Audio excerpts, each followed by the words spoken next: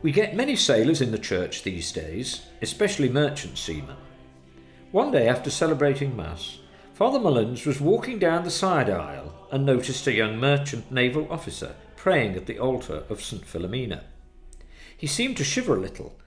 He had his cap still on his head.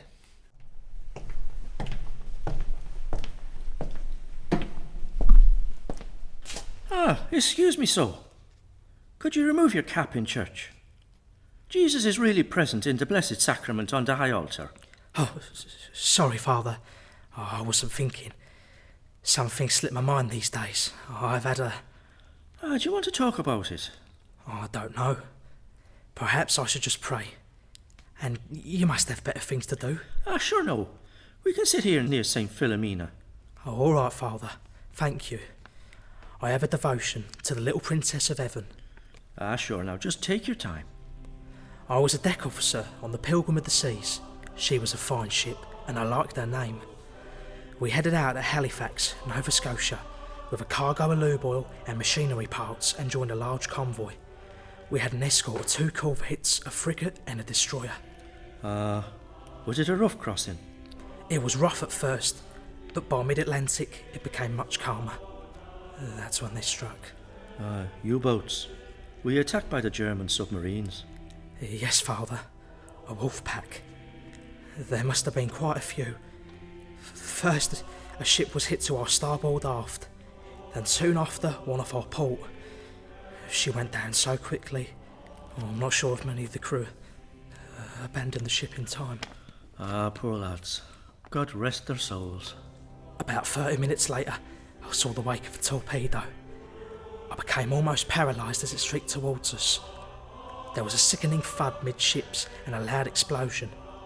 We started listing almost immediately. Then another one hit, and the order came to abandon ship. Take your time, son. Did you manage to get into a lifeboat? No. We didn't even have time to get them into the water. The ship was listing too much. So, we jumped into the sea. I saw her go down in front of me. I was sucked under. Down I went into the dark green sea. I said a prayer to St Philomena.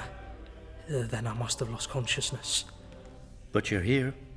So the little saint must have interceded for you. Yeah, she must have. The next thing I remember, I was coughing up lots of water on the deck of a corvette escort vessel.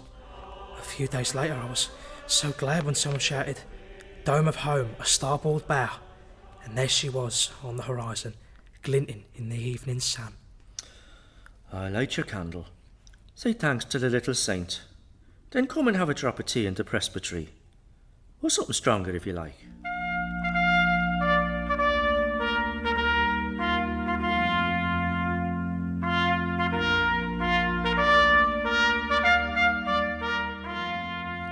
Convoys of merchant ships were this country's lifeline to feed our troops and nation. Escorting the convoys across the Atlantic were Royal Navy destroyers and frigates.